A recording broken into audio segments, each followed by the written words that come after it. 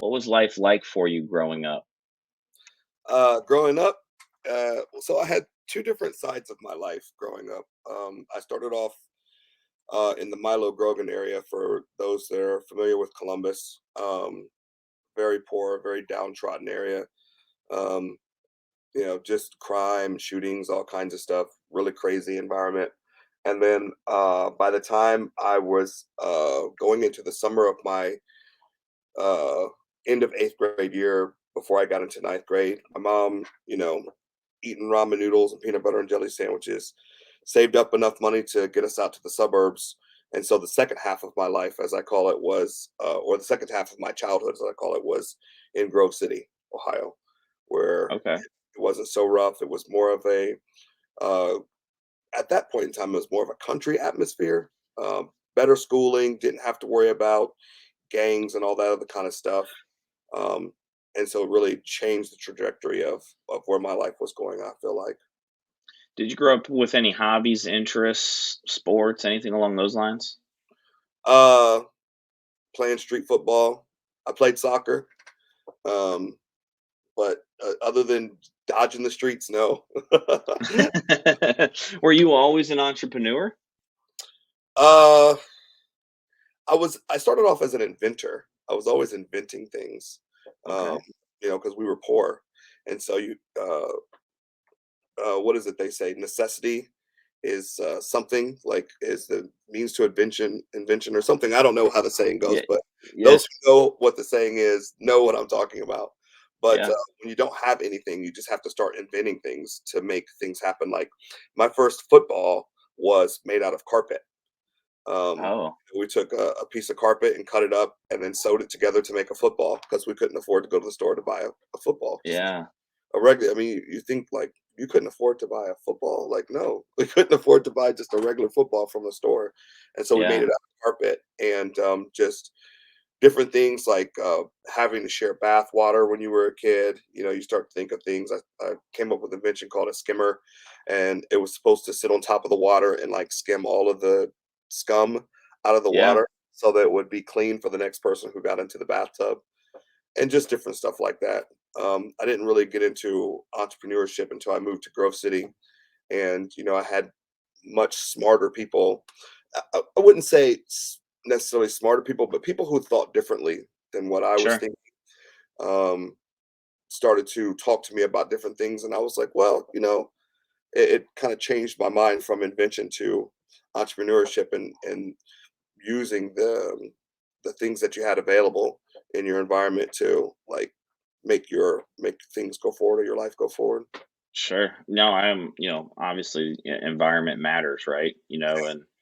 And even as adults, right, who you hang out with, your circle, even family, and all of that has an impact. Vic, what was your next steps after high school? Did you go to college? Did you jump into the career field? Kind of lead me up from high school to the decision of getting into real estate. Yeah, so I went to some college. College wasn't for me, obviously. I was there for a year before I decided, this isn't my route. I knew very early on that I didn't want to work for anybody else, but I also knew that I had to work for other people.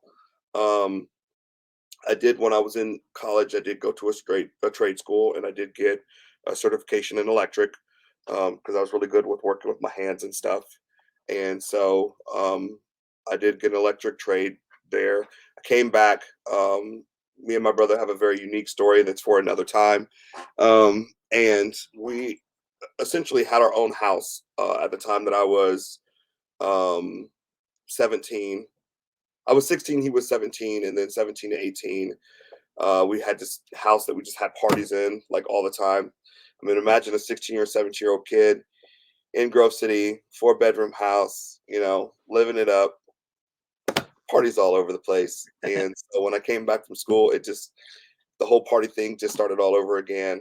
And I ended up, having kids at well, I guess it wasn't a young age. I was in my early, but I didn't have any kind of life set up for myself, Sure. um, didn't have any kind of plan or anything.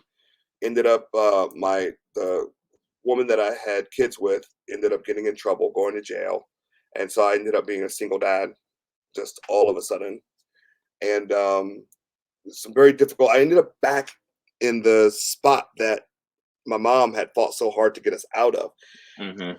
Poor all over again, no money, on welfare, and I was just like, "There's got to be a way, a different way." And so that's how I ended up in real estate. That was back in 2008 when Okay. the whole real estate crash thing was going on. And I got a really good tax return because, as a single parent with kids, that's actually, working, you get a really nice tax return back. I got like $8,000 that year or something like that. Paid $4,750 for my first duplex over on North Warren.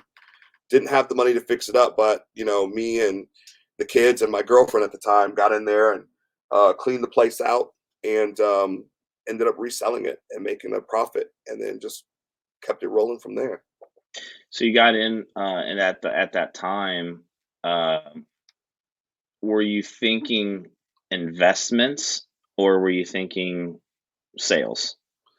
I think I was thinking, okay, I would like to have a place to live, you know, Sure. that is our own, that we could, possibly, it was a duplex, so we'd possibly live in one side and, rent out the other side and kind of help with the bills and things. Just not really any kind of real plan, just like I have to do something. Like something has to Sure. change. I can't do this welfare thing because I don't know how much you know about welfare, but it's BS. It's like a whole crazy system that doesn't really set you up for success. It sets you up for failure.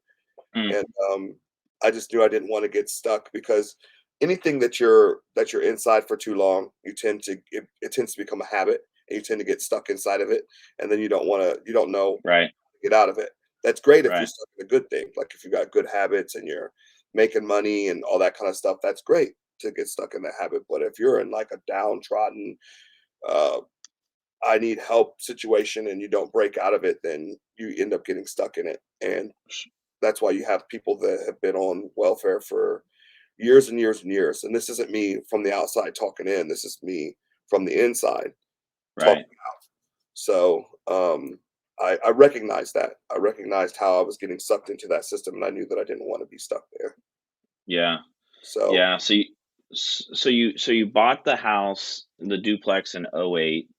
yeah. Um, how long did you guys stay there? And then, when you turned around and saw that you could, make a profit with selling it, kind of what were your next couple steps after that?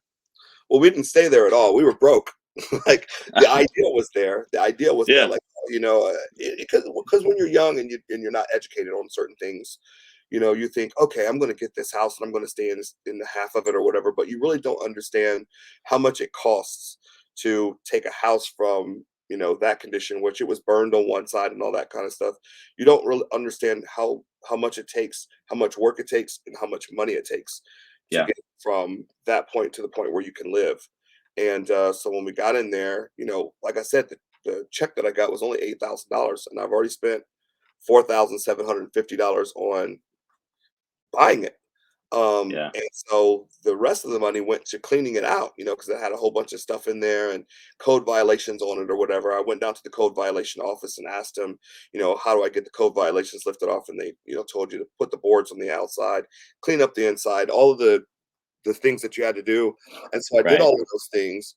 And when I did all of those things, I was broke. I was out of money all over again. And so where do you go from here?